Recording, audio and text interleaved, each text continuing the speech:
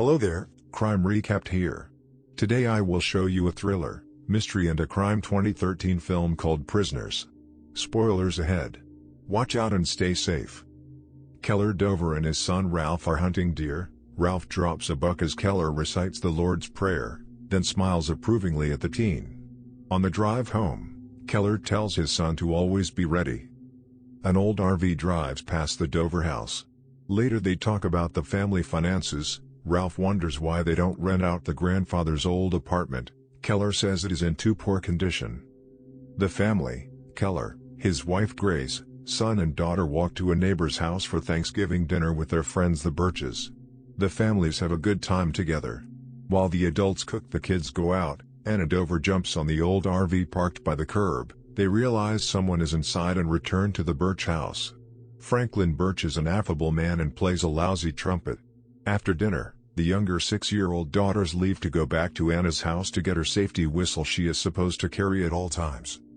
Sometime later Keller realizes the girls haven't returned and that the teens hadn't escorted the two young ones. Keller searches his own home to no avail. Ralph returns from looking also and mentions the RV from earlier. Detective Loki has Chinese food alone and chats with the waitress. His phone buzzes. After a police hunt, the white RV is found parked outside a gas station next to a wooded area. When dead, Loki, who heads the case, goes to confront the RV's driver, Alex Jones. Alex panics, tries to speed away but crashes into the trees. Alex is taken in for questioning, but it is found that he has the IQ of a 10-year-old and rarely speaks.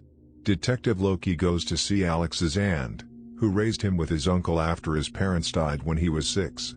Alex's uncle left home a couple of years ago after a domestic dispute with his aunt. Alex spends most nights sleeping in the RV and does not have many things. The RV shows no forensic evidence indicating the girls were forcibly taken into or struggled inside the RV, and Alex's low intelligence means he couldn't have covered up such evidence. At night many volunteers search the woods calling for the girls. Loki comes to the Birch house and gets better photos of their daughter. At the Dovers, Loki tells Grace they passed the lie detector tests they did. He asks if there was a reason the girls ran away. Grace is weepy and says the girls were happy. Loki vows to find the girl. He greets Keller, who seems sure it must be the RV driver. Loki tells the Dovers the evidence against Alex Jones is weak and tries to calm him down. The polygraph tests of him prove inconclusive due to his low IQ, and he repeatedly denies ever having seen the children. As the police are unable to find evidence against Alex, he will be released in 2 days. Loki asks his captain to hold Alex longer, but the senior refuses. Loki updates him on the search. Loki interviews sex offenders within a 10-mile radius of the girls' homes. Loki discovers that a Father Patrick Dunn has a bound and mummified body in a barricaded basement. The body is wearing a circular medallion with a maze-like design. Father Dunn claims that he did not know who the man was, but that in confession the man talked about killing 16 children and also admitted to having a marital dispute. Father Dunn confesses that he convinced the man to come to his house, where he killed him to save the children and is arrested for murder. The search of the woods and river continues. Keller has found out when Alex is being released and attacks him in the police parking lot. He hears Alex say they didn't cry until I left them. Though no one is close enough to hear this to corroborate, Keller takes this as proof that Alex took the girls. Captain O'Malley lets Dover off with a warning and sends him home after a brief talk with Loki. At the Jones house, Loki interviews Alex and Holly again about the parking lot incident. He threatens to send the aunt to jail if Alex is not honest. He then leaves and stands in front of an old car. Grace is distraught. Keller gives her a sedative to help her sleep. He tells his son to be brave and grown up and look after his mother, then leaves the house. That night, Keller abducts Alex at gunpoint while walking his dog, and imprisons him in his father's old abandoned, run-down apartment house. The next morning he shows Franklin Birch, the captured man bound with duct tape. Birch is horrified as Keller starts questioning. Detective Loki researches past unsolved missing children's cases. One is Barry Milland, a boy missing since age 6, 26 years ago. An interview with his mother shows her playing and replaying a VHS tape of him just before his abduction. He interviews Father Dunn again, in custody. Dunn says the man abducted kids in daylight and took more than one at a time. Loki feels the info is useless. The body is not identified by DNA or missing persons reports. Keller repeatedly beats Alex for information, enraged that the man won't say what he did with the girls. During a candlelight vigil for the missing girls, Detective Loki notices a man acting suspicious but loses him in a chase. That evening Birch watches the news item on TV about the man. They show a sketch and the next day he goes to see Dover and tell him there is another possible man. Loki and his boss, Captain O'Malley, argues about resources for the continuing hunt. Loki watches the video of Alex's interview. He gets a phone call tip. A discount store clerk recognizes him and states that he comes in from time to time to examine children's mannequins and buy children's clothing. She promises to contact Loki if he comes to the store again. Franklin is overcome with guilt and tells his wife Nancy what they have done and brings her to see Keller. Dover brings her to the apartment where Alex is brutally beaten, bloody and tied to the bathroom floor. Shocked, she unties Alex and tries to talk to him nicely, but he attempts to escape. Dover grabs him. Tied again, Alex watches as Dover starts building something from plywood. Later, Dover then brings the Birches back to the apartment. Keller has built an enclosure around the bathtub in which he nails Alex. It is devoid of light except for a small PVC tube talk hole. Keller says otherwise he would kill the man, and challenges the Birches to let him go. Franklin says it has to stop but does nothing when Nancy tells him to think of Joy. While the Birches' teen daughter Eliza is in the bath, the strange man walks silently in their house. Later the hooded man enters the Dovers' house. Grace hears something and jumps out of bed. She finds an open window and believes Anna had come back. Detective Loki arrives, writes down her statement of someone coming in through the window. Grace shows him the basement, Keller's well-organized workshop. Loki sees a bag of lye and asks Grace where Keller is. She says he is out looking for their daughter. In the pouring rain, Loki follows Dover but is made. Dover turns back from the apartment and goes to a nearby liquor store instead. Loki wonders what he was doing in the area.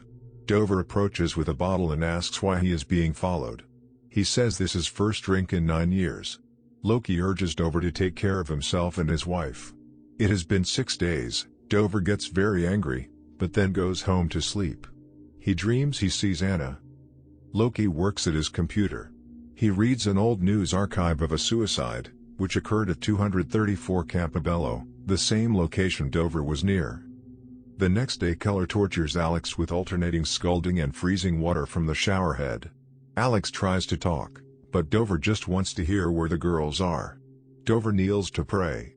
Loki arrives at the boarded-up building and enters the ground floor. He finds Dover pretending to sleep on the floor.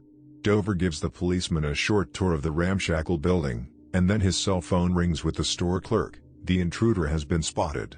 The clerk tells Loki the license plate number, and he leaves quickly. Loki confronts Taylor at his home, notices he is strange and forcibly handcuffs him. He calls it in and searches the house. The walls are covered in drawings of intricate mazes. In a back room, locked boxes are filled with maze books, venomous snakes, and bloody children's clothing.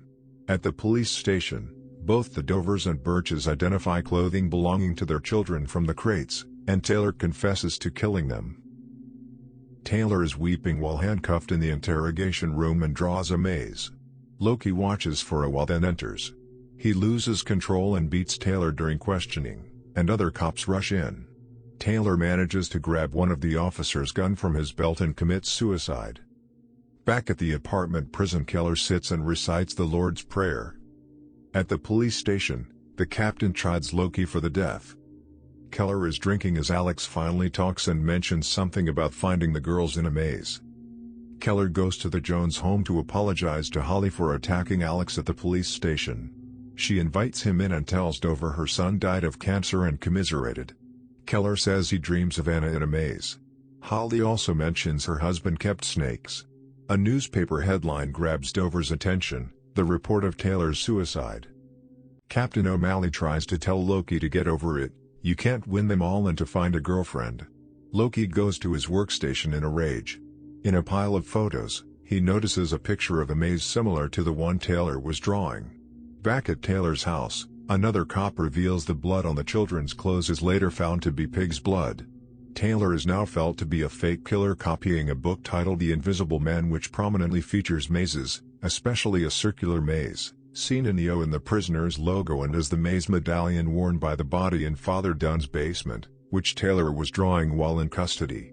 Loki can't figure out how Taylor had the missing girl's clothes. He returns to the Dovers' house and finds a small sock in the bushes. Someone calls Grace, and she excitedly finds Keller. Joy Birch has been found wandering, drugged, and is hospitalized. Keller tries to question the young girl. Anna remains missing. In her drugged state, Joy rambles that Keller was there, giving the people around her the impression that Keller is somehow in on it. Keller rushes off as Loki chases him in the hospital, then to a car chase outside. Loki loses Keller, but heads towards Keller's apartment building and discovers the imprisoned Alex. Keller has gone to Holly's, with a tool belt and offering to do some penance for his behavior. Holly once again is friendly and invites him in for a tea. Keller confronts her about the girls, but the woman holds him at gunpoint and forces him to put on handcuffs and consume the same sedative used to drug Anna and Joy. At gunpoint, she directs him to an old car outside. She reveals that she and her husband had been religious people, like Keller, until their son died of cancer at a young age. Holly and her husband decided to make war on God by making children disappear without a trace to turn their parents into demons, as evidenced by what Keller had become. Her husband then disappeared and she does what she can. She orders Keller to drive slowly and tells him Alex never touched the girls. The car had been covering a pit. Holly tries to force him in and shoots him in the leg. He drops into the hole. She closes the lid and parks the car again over the lid. The captain tells Loki to go to Holly's and let her know about Alex. With a small flashlight, Keller explores his dungeon. He finds his daughter's whistle and prays for Anna's safety. Loki arrives. Holly goes to a locked room to get Anna. Loki enters the house and sees an old photo of Holly's husband and the RV. He then creeps toward a noise. Holly is injecting the girl with a syringe, and Loki demands she stop. They both fire their weapons. Holly is killed, and a wounded, bloody Loki races the girl to the hospital. The next morning, a bandaged Loki reads a newspaper. The headline says Barry Milland, aka Alex Jones, has been reunited with his family. Grace comes in and says Anna will be okay. The Birches and Dovers leave. Grace says Keller still hasn't contacted her. She realizes Keller will be going to jail when caught. At night, at the Jones house, the CSI techs say they have found some dead snakes, but the ground is frozen. They leave for the night. Loki stays behind for a while, then hears a whistle. And this is how the film ends. Let us know which movie should we go back and recap next in the comments down below, and consider hitting that subscribe button if you liked our video.